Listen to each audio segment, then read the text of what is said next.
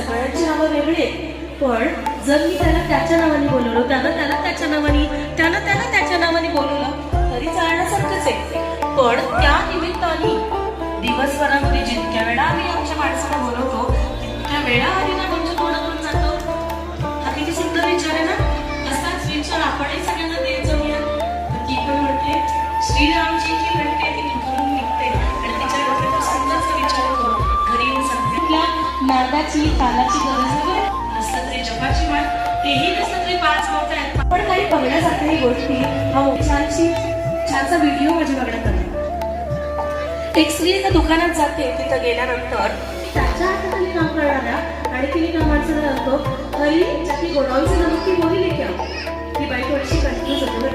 हा सबके नाम अलग आहे, सगळ्यांची नावं वेगळी आहेत, पण जर मी त्याला त्याच्या नावाने बोलवलं, त्यानं त्याला त्याच्या नावाने, त्यानं